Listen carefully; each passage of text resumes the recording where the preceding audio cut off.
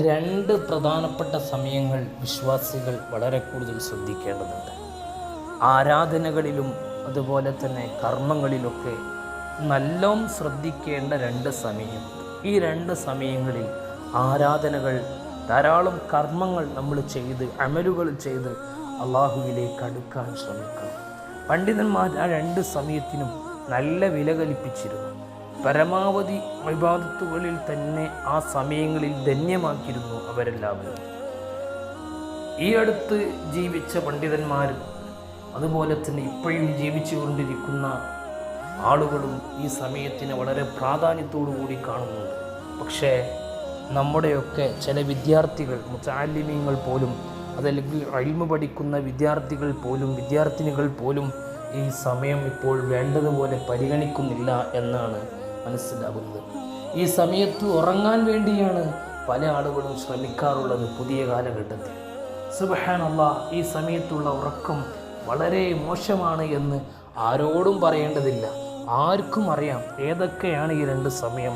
ഒന്ന് സൂര്യൻ ഉദിക്കുന്ന സമയവും മറ്റൊന്ന് സൂര്യൻ അസ്തമിക്കുന്ന സമയവുമാണ്. സൂര്യ ഉദയവും സൂര്യ അസ്തമയ സമയവും വളരെ ശ്രദ്ധിക്കണം. സൂര്യാസ്തമയ സമയമെന്ന് പറഞ്ഞാൽ മഗ്രിബിൻ്റെ സമയമാണ്. സൂര്യ ഉദയ സമയമെന്ന് പറഞ്ഞാൽ സുബ്ഹ് നിസ്കാരം ഖളാ ആകുന്ന സമയമാണ്. സൂര്യൻ ഉദിക്കുന്ന സമയം അത് വളരെ ശ്രദ്ധിക്കണം. ആ സമയം വരെ നമ്മൾ ഉറങ്ങാൻ പാടില്ല. സുബ്ഹ് കഴിഞ്ഞ് സൂര്യൻ ഉദിക്കുന്നത് വരെ ആരെങ്കിലും ഉറങ്ങിയാൽ അവനക്ക് വലിയ നാശാണ്. സൂര്യൻ ഉദിക്കുന്നത് വരെ ഉറങ്ങിയാൽ അവൻ്റെ ചെവിയിൽ ശൈത്വാൻ മൂത്രയിക്കും. സുബ്ഹ് മുതൽ സൂര്യൻ വരെയുള്ള സമയം, സൂര്യൻ ഉദയം വരെയുള്ള സമയം വളരെ ശ്രദ്ധിക്കണം. പല ആളുകളും സുബ്ഹിക്ക് മുമ്പ് തന്നെ എഴുന്നേറ്റ് തഹജ്ജുദ് നിസ്കരിക്കുന്നു. അൽഹംദുലില്ലാ, തഹജ്ജുദ് നിസ്കരിക്കണം. അത് വലിയ മഹത്വമുള്ള പ്രധാനപ്പെട്ട ഒരു സുന്നത്ത് നിസ്കാരമാണ്. മുൻഗാമികളൊന്നും ആ സുന്നത്ത് നിസ്കാരം മുടക്കാറില്ല, പരമാവധി അവർ ചെയ്യാറുണ്ടായിരുന്നു. അതിനു വേണ്ടി മാത്രം, ആ സുന്നത്ത് നിസ്കാരം നിർവഹിക്കാൻ വേണ്ടി മാത്രം മിനിറ്റുകൾ മാത്രം ഉറങ്ങിയിരുന്ന മുൻഗാമികളും കഴിഞ്ഞു പോയിട്ടുണ്ട്. തഹജ്ജുദ് നിസ്കാരം വളരെ പ്രാധാന്യമുള്ള സുന്നത്ത് നിസ്കാരമാണ്. അങ്ങനെ ഉണ്ടായിരിക്കെ തഹജ്ജുദ് നിസ്കാരത്തിന് എഴുന്നേൽക്കണം, വലിയ മഹത്വമാണ്. പക്ഷേ തഹജ്ജുദ് നിസ്കാരത്തിന് എണീറ്റിട്ട് സുബ്ഹ് നിസ്കാരം കഴിഞ്ഞ ഉടനെ ഉറങ്ങുന്ന ചില ആളുകളുണ്ട്. വിദേശ നാടുകളിൽ വ്യാപകമായി കാണുന്നുണ്ട്, നമ്മുടെ നാട്ടിലുമുണ്ട്. പ്രത്യേകിച്ച് പരിശുദ്ധമാക്കപ്പെട്ട റമദാനിലും അതുപോലെ തന്നെ ശ്രേഷ്ഠ ദിവസങ്ങളിലൊക്കെയാണ് പലരും അങ്ങനെ ഉറങ്ങാറുള്ളത്. കാരണം അവർക്ക് രാവിലത്തെ മറ്റു തിരക്കുകളൊന്നും ഇല്ലാത്തതിനാൽ വെള്ളിയാഴ്ചകളിലൊക്കെയാണ് അങ്ങനെ പലരും ഉറങ്ങാറുള്ളത്. സുബ്ഹ് കഴിഞ്ഞ് സൂര്യോദയം വരെയുള്ള സമയത്ത് ഉറങ്ങാതിരിക്കണം. ആ സമയത്ത് കർമ്മങ്ങൾ ചെയ്ത് ജീവിക്കാൻ വേണ്ടി നാം തയ്യാറാകണം. ഒരു പ്രാർത്ഥനയുണ്ട് സൂര്യ അസ്തമിക്കുന്ന സമയത്ത്, മഗ്രിബിൻ്റെ സമയത്തുള്ളൊരു പ്രാർത്ഥന. നമുക്ക് പറയാം: അല്ലാഹുമ്മ ഹാദാ ഇഖ്ബാലു ലൈലിക് വ ഇദ്ബാറു നഹാരിക് വ അസ്വാതു ദുആയിക് ഫഗ്ഫിർ ലനാ വർഹംനാ ഇന്നക അൻതൽ ഗഫൂറുർ റഹീം അല്ലാഹുമ്മ ബിക അംസൈനാ വ ബിക അസ്ബഹ്നാ വ ഇലൈക്കൽ മസ്വീർ. ഇത് മഗ്രിബിന് ശേഷമുള്ള അല്ലെങ്കിൽ സൂര്യാസ്തമയ സമയത്തുള്ളൊരു പ്രാർത്ഥനയാണ്. ഈ പ്രാർത്ഥന നാം നിർവഹിക്കാൻ വേണ്ടി ശ്രമിക്കണം. അതുപോലെ തന്നെ സുബ്ഹിക്ക് ശേഷവും ഒരു പ്രാർത്ഥനയുണ്ട്. എന്താണത്? അതും നാം നിർവഹിക്കണം. സുബ്ഹിക്ക് ശേഷമുള്ള പ്രാർത്ഥന, അതുപോലെ തന്നെ മഗ്രിബിന് ശേഷമുള്ള പ്രാർത്ഥനയും, സൂര്യ ഉദിക്കുമ്പോഴുള്ള പ്രാർത്ഥനയും സൂര്യൻ അസ്തമിക്കുമ്പോഴുള്ള പ്രാർത്ഥനയും, ഈ രണ്ട് പ്രാർത്ഥനയും നമ്മുടെ ജീവിതത്തിൻ്റെ ഭാഗമായി നിർവഹിച്ചു കൊള്ളണം. പല ഇമാമിങ്ങളും നിസ്കാരം കഴിഞ്ഞ് ഈ പ്രാർത്ഥന നിർവഹിക്കാറുണ്ട്. സുബ്ഹിലും മഗ്രിബിലും അതാത് പ്രാർത്ഥന നിർവഹിക്കാറുണ്ട്. എന്താണ് സുബ്ഹിക്ക് ശേഷമുള്ള പ്രാർത്ഥന?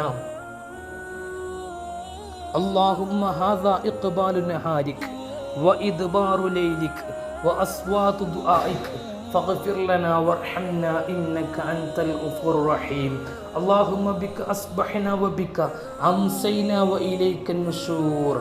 ഈ പ്രാർത്ഥനയാണ് സുബ്ഹിക്ക് ശേഷം നിർവഹിക്കാറുള്ള പ്രാർത്ഥന. ഇത് എന്താണ് ഈ പ്രാർത്ഥനയിൽ പറയുന്നത്? ആദ്യം നമ്മൾ പറഞ്ഞ മഗ്രിബിന് ശേഷമുള്ള പ്രാർത്ഥനയിൽ പറയുന്നത് അല്ലാഹുമ്മ ഹാദാ ഇഖ്ബാലു ലൈലിക് വ ഇദ്ബാറു നഹാരിക്. അല്ലാഹുവേ, ഈ രാത്രി എനിക്ക് സ്വീകരിക്കാനുള്ള അവസരം നൽകണം. രാത്രി എന്തിനാണ് ഈ നീട്ടുന്ന രാത്രി സ്വീകാര്യമുള്ള രാത്രിയാക്കണം? എന്തിനാണ് രാത്രി സ്വീകാര്യമുള്ളതാക്കുന്നത്?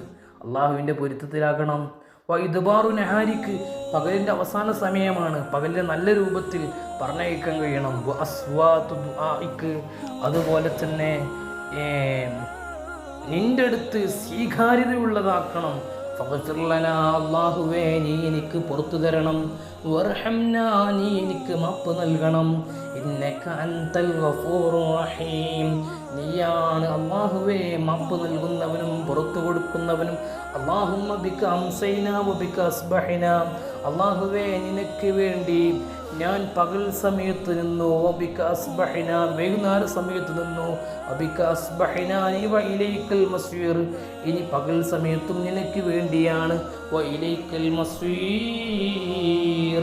സൃഷ്ടാവായ അല്ലാഹുവേ നിന്നിലേക്കാണ് മടക്കം.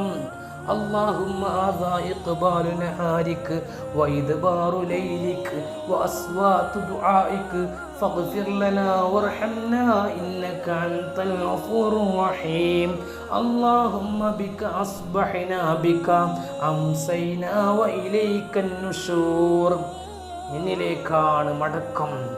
ഇതാണ് സുബ്ഹ് മഗ്രിബിന് ശേഷമുള്ള പ്രാർത്ഥന. ഈ പ്രാർത്ഥനകൾ വളരെ കൃത്യമായി നിർവഹിക്കാൻ നാം തയ്യാറാകണം.